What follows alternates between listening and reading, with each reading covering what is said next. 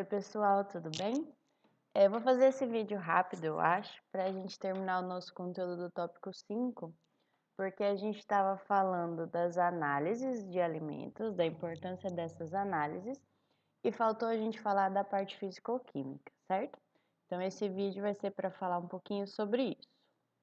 Então vamos lá. Análise físico-química de alimentos é o terceiro grupo das análises que a gente está falando. Muitas vezes, dependendo da referência que a gente usa do livro ou, sei lá, do site que a gente pesquisa, eles tratam a análise físico-química como análise de alimentos, tá? Mas, assim, não tá errado, mas o correto mesmo é quando a gente fala de análise, a gente fala de todas elas, de análise sensorial, de análise microbiológica, de análise físico-química. Mas pode ser que vocês encontrem em algum lugar assim, então o assunto hoje é análise de alimentos e aí vai ser falado só de análise físico-química, tá? É uma forma bem usual de se abordar.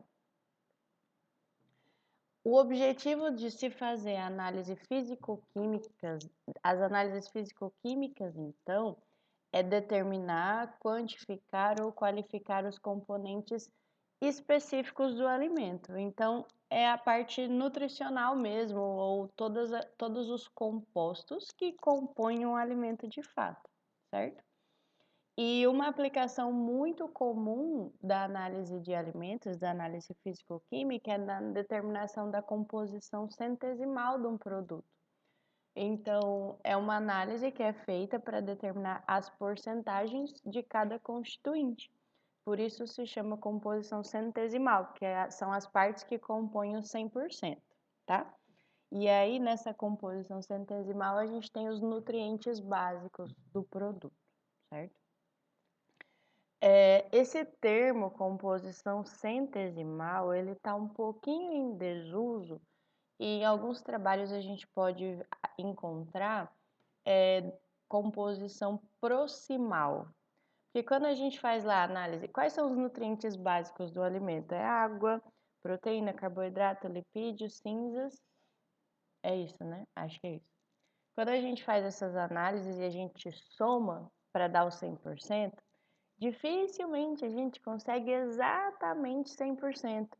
Até porque todas as análises têm a sua margem de erro, né? E a gente consegue os valores com média de desvio padrão. Então nunca dá 100, ou dá 100 e pouquinho, ou dá 90 e muito.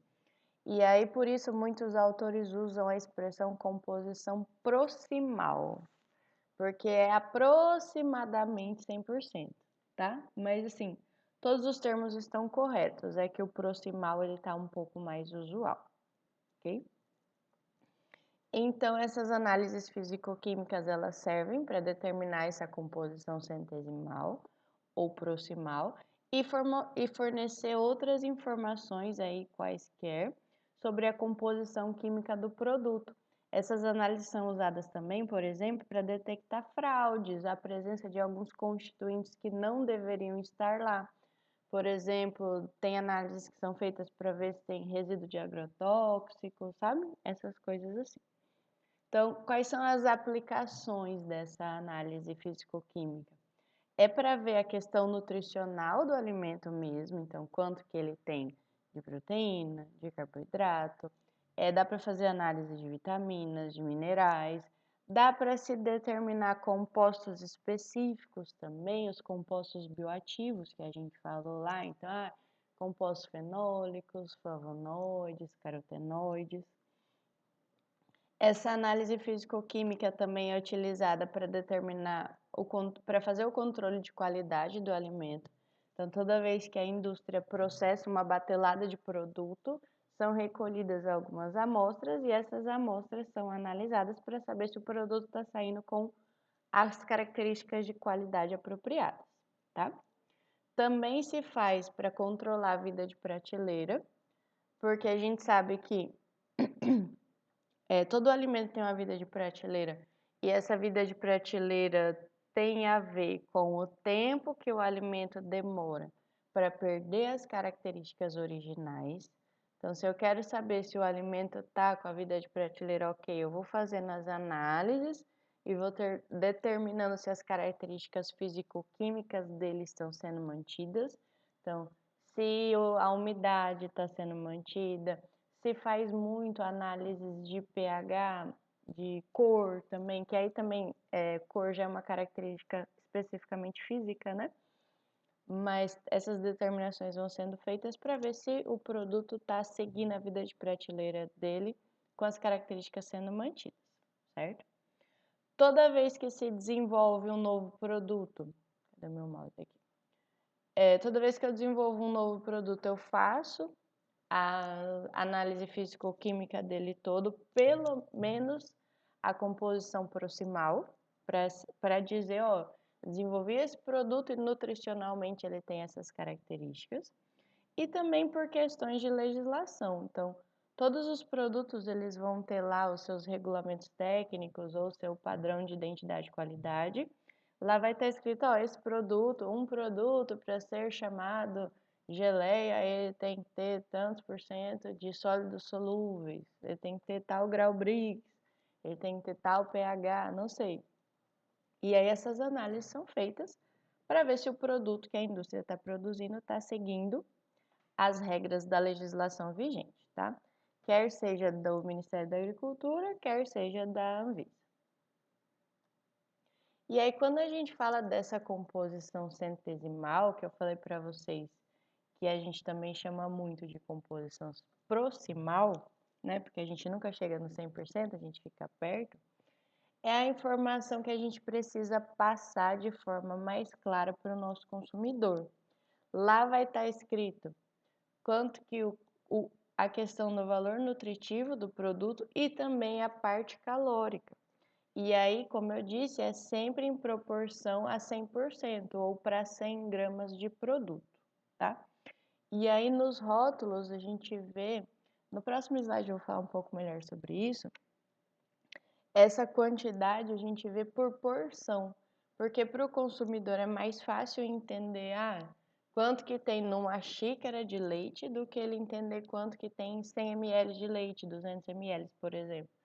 Então, se trata muito com porções quando a gente vai expressar essas composições para o consumidor, tá?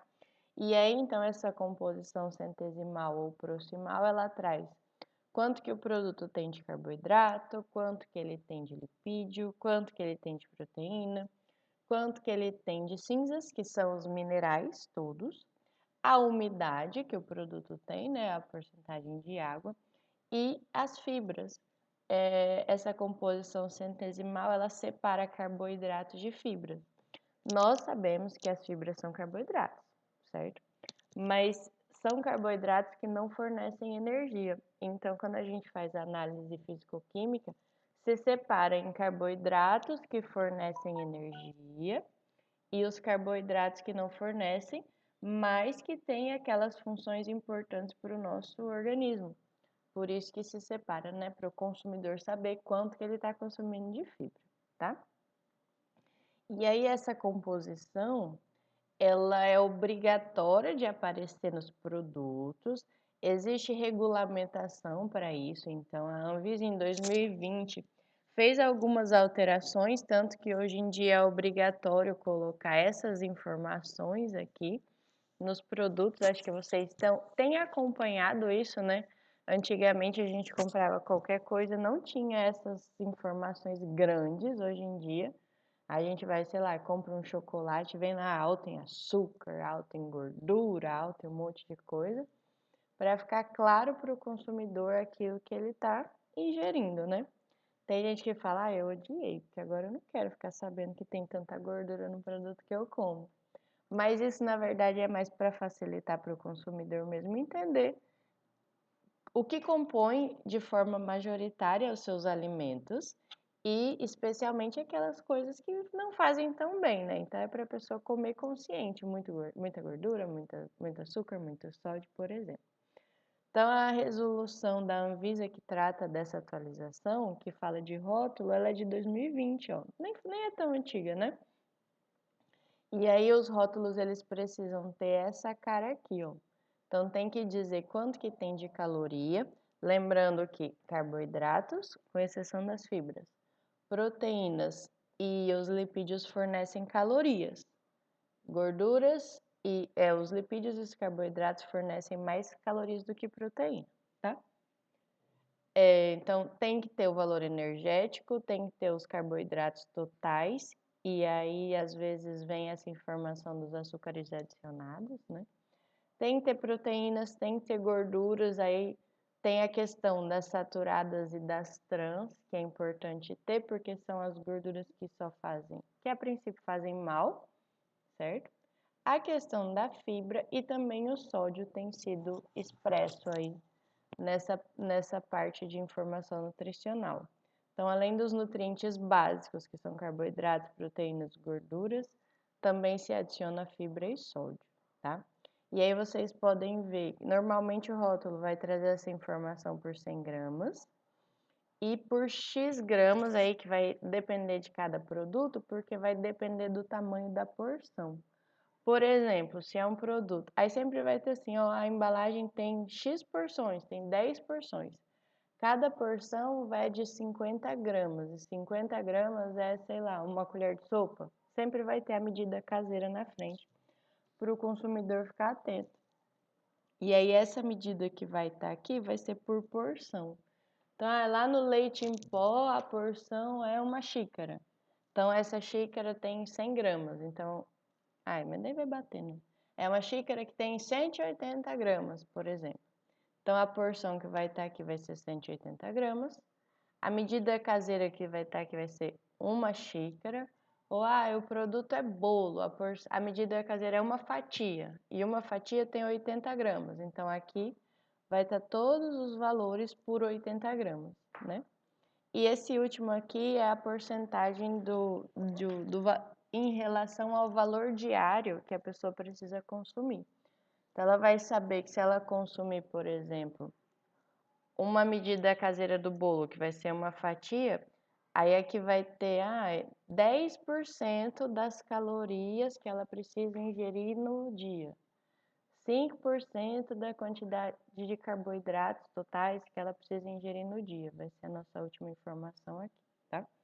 Então, toda vez que a indústria precisa construir a tabela para a informação nutricional do produto, são feitas as análises físico-químicas para se obter essas informações, ok?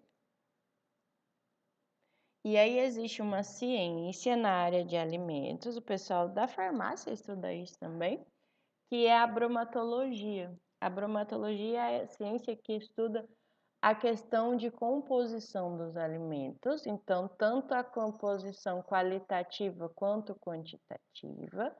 Então, quais os componentes que o meu alimento tem e as quantidades, e também estudar a ação desses componentes no organismo, por isso que também o pessoal da farmácia estuda muito isso. Então, por isso que se estuda as calorias que isso traz, a questão de benefícios à saúde, se tem fibra, se tem compostos bioativos, né? Também tem propriedades físicas do alimento. Então, eu tenho um pão aqui, eu quero saber o volume desse pão, se é um pão que cresce bastante, se é um pão que fica mais murchinho, a densidade do pão, se é um pão levinho, se é um pão mais pesado, né? Essas informações são importantes. Se tem algum composto nesse alimento que tem alguma questão toxicológica, acho que todos vocês já ouviram falar, por exemplo, de uma variedade de mandioca, ou macaxeira, né? Que tem um ácido cianídrico na composição. É cianídrico? Enfim, tem um composto bem perigoso, então essa mandioca ela é usada só para alguns processamentos, porque ela não pode ser consumida in natura, por exemplo, né? A presença de adulterantes, contaminantes, quando o leite chega lá no laticínio, são feitas algumas análises físico-químicas básicas para saber se ele não foi adulterado, se não foi adicionado água no leite, por exemplo, para ele render mais, né? Ou outras coisas assim. Então, a bromatologia é uma ciência bem grande que estuda muito essa composição do alimento e também tudo que essa composição vai interferir na saúde do consumidor, tá? Só para vocês saberem que essa ciência existe também. Certo, então, o que nós analisamos de fato? Em termos de análise físico-química, a gente pode analisar muita coisa. Na prática, a indústria faz as análises obrigatórias para seguir a legislação do produto que ela produz e também para conseguir ter a tabela nutricional. E assim, fez a tabela nutricional uma vez, vai ser sempre essa, né? Não é, todo lote eu tenho que fazer análise para descobrir a composição do meu produto. Não. Tudo isso é padronizado. O produto sempre é preparado da mesma forma com as mesmas matérias-primas. Então, fez a tabela nutricional uma vez, vai ser sempre essa, né? Mas tudo que é analisado na análise físico-química tem relação com as características tanto nutritivas quanto sensoriais do produto. E aí, as pessoas ou os pesquisadores, por exemplo, podem escolher fazer as análises que eles julgarem importantes para caracterizar melhor o seu produto. Então, a parte centesimal ou proximal, ela tem muita relação com o valor nutritivo. Então, se eu quero determinar o valor nutritivo do meu produto, o que eu vou analisar? Proteínas, minerais, açúcares, vitaminas, lipídios, né? Agora, tem alguns atributos que têm relação direta com a cor. Então, se eu estou fazendo uma pesquisa aqui num produto e eu quero estudar a cor desse produto, além de medir a cor de fato usando um colorímetro, o que mais que eu posso pedir? Que mais que eu posso medir, né? Com as análises físico-químicas, eu posso medir a presença de algumas enzimas responsáveis pela coloração, a presença dos pigmentos, então eu posso dosar antocianinas, posso dosar flavonoides, posso dosar carotenoides, posso dosar clorofila. Em termos de sabor, os constituintes que têm relação direta com o sabor são os açúcares, compostos fenólicos, ácidos, então eu posso fazer análise para dosar tudo isso. Em termos de odor, todos os compostos voláteis, né, são importantes para o odor do produto, óleos essenciais, então pode-se fazer análise físico-química para determinar esses compostos e ter uma noção melhor de sabor. E textura, se eu quero medir textura do meu produto, tenho vários compostos que têm relação direta com a textura. As pectinas, as gomas, algumas proteínas. Posso fazer análises físicas de textura também, como a gente falou lá na qualidade de frutas e hortaliças, por exemplo, que se usa um equipamento chamado penetrômetro, que mede a firmeza do fruto. Existem texturômetros, existem viscosímetros para medir viscosidade, existem reômetros para medir viscosidade e outras características. Então, existem inúmeras mesmo, análises físico-químicas que podem ser feitas no nosso produto. E aí vai depender das características que a gente quer analisar, tá? Mas como eu falei, o básico é determinação da composição centesimal ou proximal e alguma análise a mais que seja requerida pela legislação, certo? E aí, quando a gente vai ver os métodos que são disponíveis para fazer análise físico-química, a gente vê que existem dois grupos de métodos: os métodos convencionais e os métodos instrumentais, tá? De forma geral, a gente tenta usar mais métodos instrumentais, que são aqueles mais sofisticados, e aí, consequentemente, acabam sendo métodos um pouco mais precisos. Mas nem sempre a gente tem disponibilidade de equipamento e reagente para usar, né, esses métodos. Então, para muitas análises se usa métodos convencionais, que também são aceitos pelos órgãos legislativos que a gente tem, tá?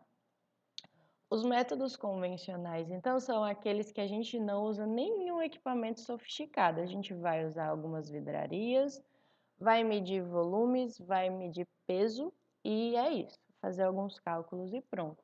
Usa-se muito esses métodos para determinar a umidade, para determinar cinzas, que são os minerais totais, para determinar proteína, para determinar lipídio, para determinar fibras totais, para determinar a composição proximal, ela é muito feita por métodos convencionais, tá? E são métodos bastante aceitos. Então eles dizem assim, são métodos gravimétricos e volumétricos. Então, são métodos que a gente mede o peso mesmo, usando balança, e volume, usando proveta, tá? Provetas ou pipetas. E aí, os métodos instrumentais são aqueles mais sofisticados, aí vai usar um cromatógrafo, vai usar um espectrofotômetro, vai usar um texturômetro, um reômetro, enfim, são muitos equipamentos que existem, que estão aí, que eu vou falar que estão disponíveis. Estão disponíveis para quem tem dinheiro, né?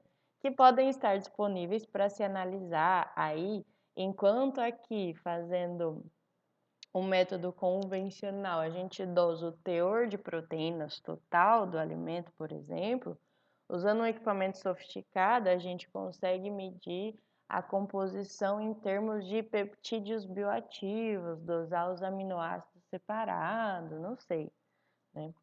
Enquanto aqui a gente dosa todos os lipídios, a gente tem aqui uma determinação de lipídios totais, aqui a gente usa uma cromatografia, por exemplo, e vê o perfil de ácidos graxos. Então, a gente dosa todos os ácidos graxos em separado, né?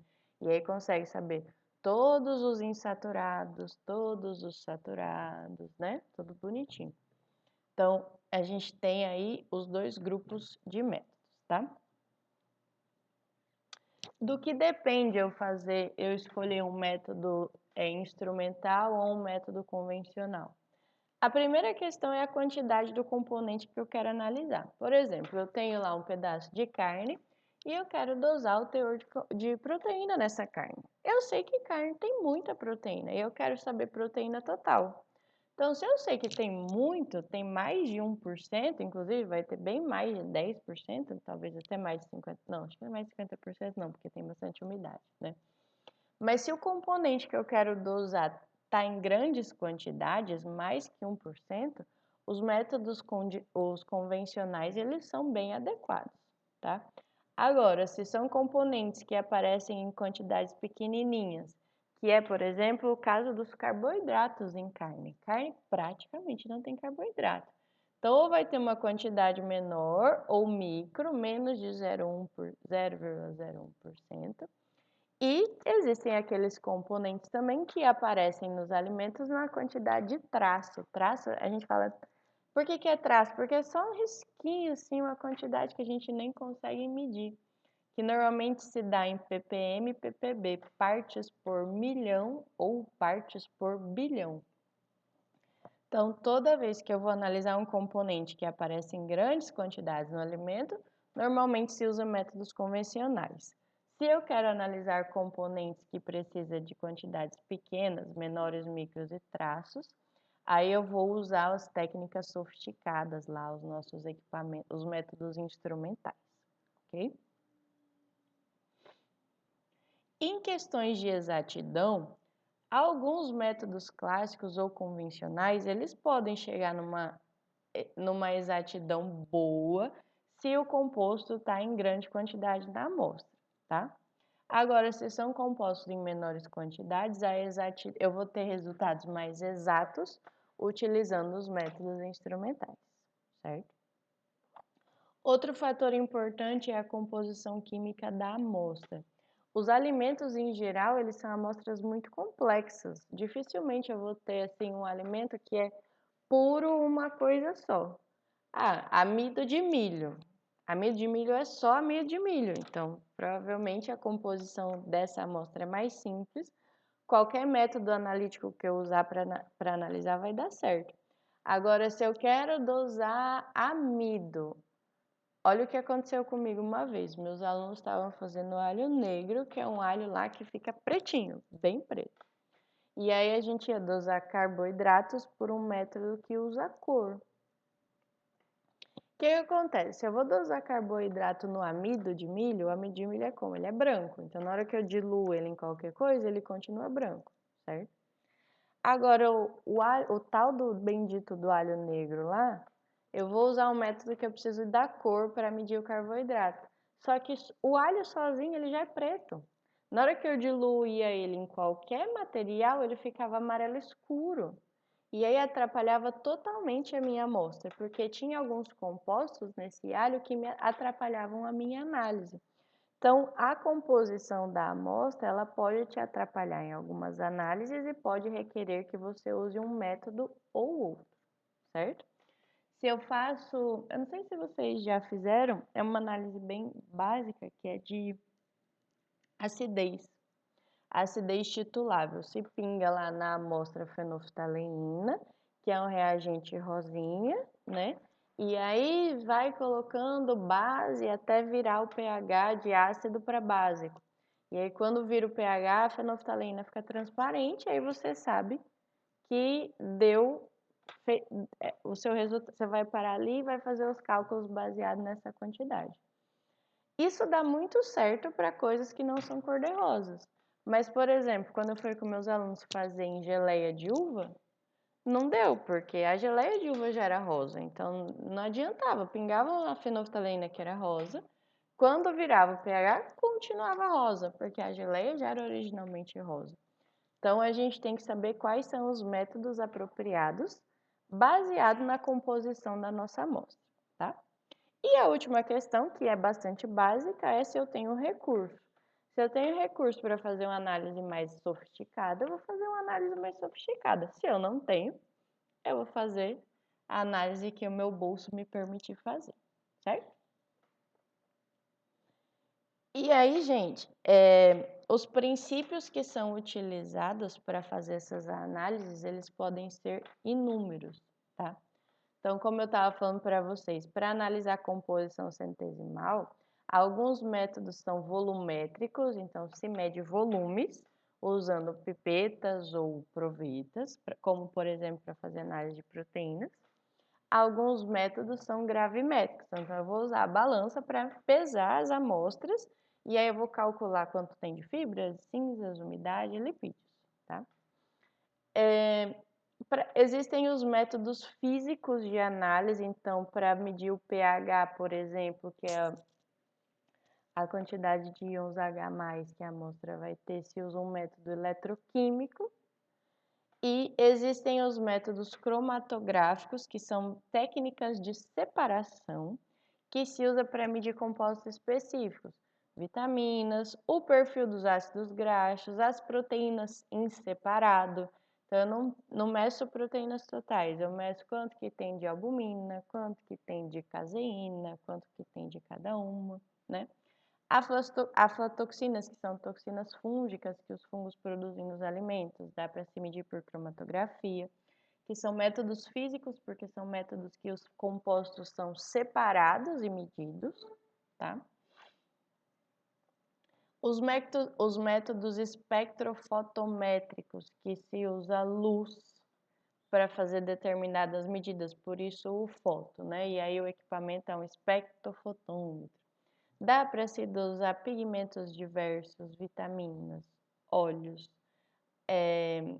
os elementos, os minerais em separado, os oligoelementos. Então, eu consigo medir quanto que a amostra tem de sódio, quanto que ela tem de potássio, quanto que ela tem de manganês e assim sucessivamente.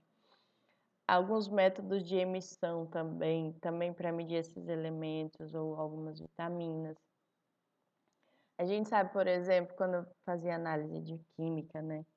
Ah, tem sódio na amostra? Coloca a amostra no fogo. Se o fogo ficar amarelo é porque tem sódio. Então, essa questão de mudar a cor da chama, ou às vezes a amostra tem a capacidade de florescer, é medido também.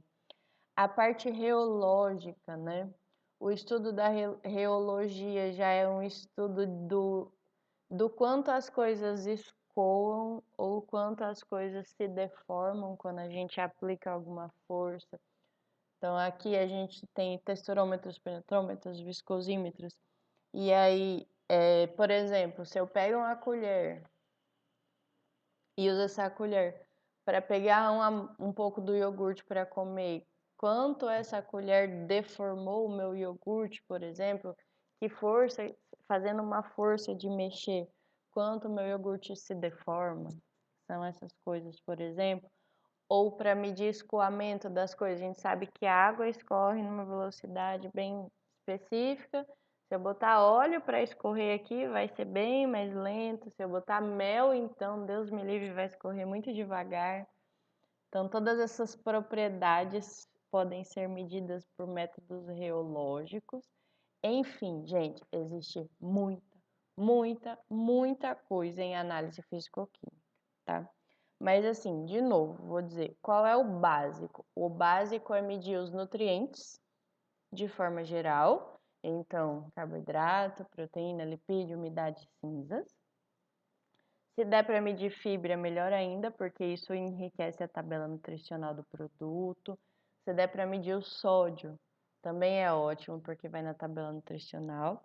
E algumas análises que são requeridas em termos de legislação. Então, a legislação sempre vai pedir algumas coisas. Ah, suco, eu preciso saber o BRICS desse suco, que é os sólidos solúveis. Então, a gente tem que estar esperto para fazer essas análises, tá? Os métodos que são utilizados a nível de Brasil, a gente tem o Instituto Adolfo Lutz, que tem métodos oficiais. Esse material é de 2008 e ele está disponível online. A gente não precisa comprar o livro do Adolfo Lutz, tem ele na internet para baixar. E ele traz métodos para analisar para fazer todos os tipos de análise em alimentos. E aí, assim, às vezes o método para analisar proteína em carne é diferente do método para analisar proteína em leite, porque são produtos diferentes e aí cada um vai ter um método mais apropriado. Então, tem sempre que olhar no livro para saber qual é o método mais apropriado para a sua amostra também, tá? E esses métodos do Adolfo Lutz se baseiam nos métodos da OAC, que é um órgão internacional, Official Analytical Chemists, nossa, que difícil essa palavra, International.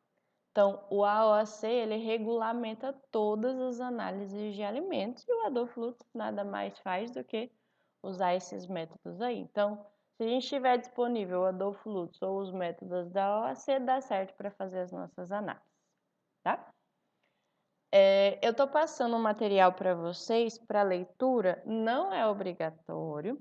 É um resumo que eu fiz uma vez para um concurso que eu estava estudando. Ele fala dessa parte introdutória que a gente falou até agora. E ele traz, da segunda ou terceira página para frente, vários métodos. Um resumo dos métodos para analisar várias coisas. Quem quiser dar uma lida vai estar disponível, tá? E aí, só para terminar, queria falar para vocês, ó, por exemplo, lembra que eu falei, a gente faz análise da parte de composição para fazer o rótulo do produto, e aí as análises também se analisa tudo aquilo que é exigido por legislação. Então, por exemplo, ó, isso aqui é uma instrução normativa do Ministério da Agricultura, Pecuária e Abastecimento, do MAPA, né? 2018, estão vendo? Ele fala dos parâmetros analíticos e quesitos complementares aos padrões de identidade e qualidade de polpa de fruta. Tá, eu tenho uma indústria de polpa de fruta. Quais análises físico-químicas eu preciso fazer para garantir que o meu produto vai estar dentro de um determinado padrão ou dentro do exigido pela legislação?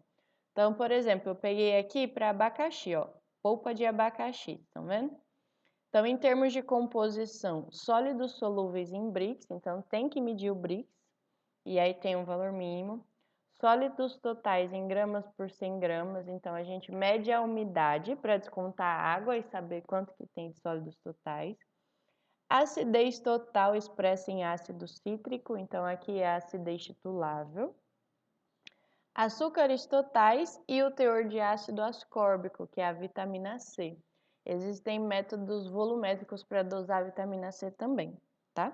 Então, para polpa de abacaxi, então, se eu trabalho com essa polpa, eu tenho que fazer todas essas análises, ou ter um lugar que faça essas análises, para eu fazer com uma certa frequência no meu produto e dizer que ele está próprio para ser comercializado, tá? Então, essa aqui é abacaxi. Aí tem uma outra aqui, ó, por exemplo, essa é polpa de groselha negra, aqui só tem duas coisas, só os sólidos solúveis e os sólidos totais, então aqui já está mais simples. Aqui, polpa de mirtilo, já tem tudo o que tinha no abacaxi, sólidos solúveis, sólidos totais, tem o pH, acidez, açúcares totais e ainda tem que dosar o teor de antocianinas, que são os pigmentos coloridos do mirtilo. O mirtilo é aquela bolinha, ela é azul bem escura, assim, também ela é chamada, né, em inglês de blueberry, tá muito famoso o mirtilo e tal. Enfim, só estou trazendo esse exemplo para vocês verem que a legislação solicita algumas análises para dizer que o nosso produto está adequado. Então, se a polpa ela é regulamentada pelo MAPA, se o Ministério da Agricultura passar pela sua indústria e fazer um recolhimento de produto para analisar, ele vai analisar e vai ver se está dentro desse padrão. Se estiver dentro desse padrão, seu produto está ok, sua empresa vai continuar funcionando normalmente. Se estiver fora do padrão, você vai receber uma notificação, vai ter um prazo para se adequar, e aí, se não fizer adequação, vai ter todas as sanções lá que o MAPA exerce. Tudo bem? Gente, então é isso. Qualquer dúvida, anotem as dúvidas caso vocês tenham. Semana que vem a gente vai se encontrar na sala. E não esqueçam de fazer a atividade, ela vai estar disponível para vocês durante a semana, tá? Até a próxima!